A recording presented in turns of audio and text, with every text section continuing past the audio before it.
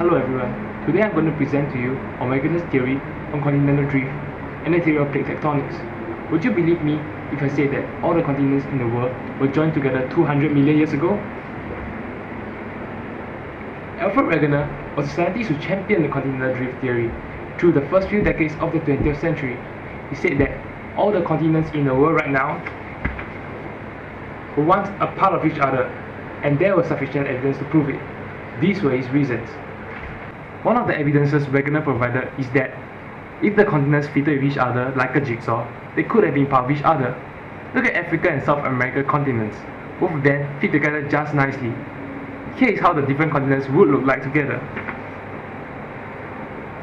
Now you might argue that what I've drawn here is a bit different from what you see in your atlas, because experts have used the edges of continental shelves rather than the shorelines, as these continental shelves are the true continental margins. Another evidence Wegener has shown are structural and lithological evidences. Wegener found out that the mountain chains between Brazil and West Africa are very clear and show signs of continuity. Other than that, the type of rock can also show how two continents could have been part of each other in the past. Ahmad of the Indian Geological Survey found out that there is a link up between the Permian rocks, which are rocks dated 230 to 270 million years ago, between India, Australia, South Africa, South America, and Antarctica. Wegener also used the magnetism of rocks to determine the Earth's magnetic field at the point of time. When rocks containing iron-rich materials cools from the molten state into the solid state beyond its Curie temperature, it becomes magnetized according to the Earth's magnetic field. Scientists use that method to determine the position of the poles of Earth by aligning the magnetism of the rock to the direction of the Earth's magnetic field. By using this method, Wegener found out that the north and south poles have moved considerably throughout the millions of years. Studies have also shown that each continent has its own polar wandering curve. Now here we see the polar wandering curves for Eurasia in yellow and the one for North America in pink. Now scientists use this polar wandering curve and try to align it so that the polar wandering curve actually try to follow a straight line. This polar wandering curve is what the scientists have traced through rocks dated from here 100 million years ago, 200 million years ago, 300 million years ago. From the yellow line, 100 million years ago, 200 million years ago, 300 million years ago, and so on.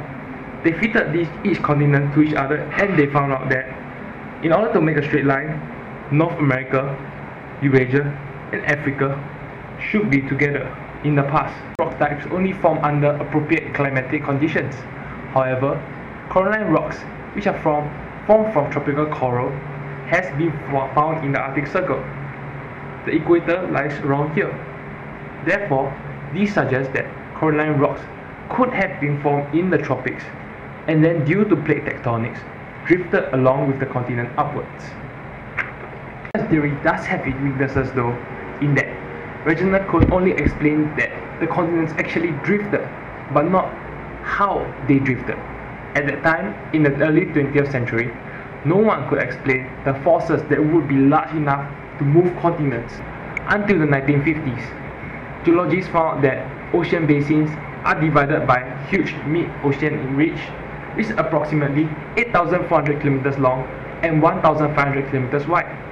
Other than that, they found out that the ocean basins are relatively young compared to the continents. These findings prompted Henry Hess to propose a theory of seafloor spreading.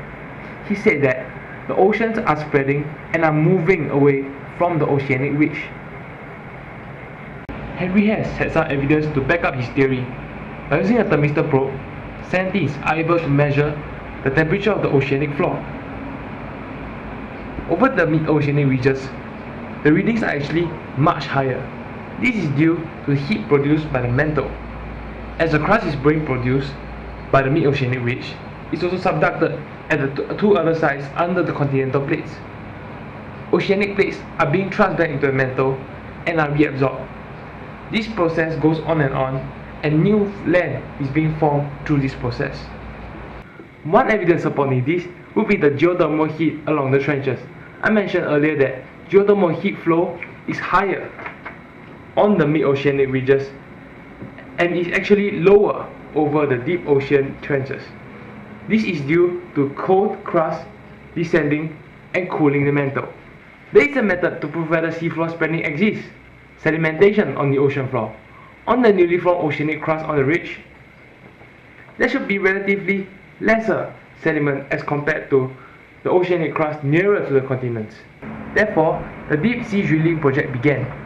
By drill sampling holes directly into the ocean floor, they found out that the depth of the sediment was indeed related to the distance from the ridge.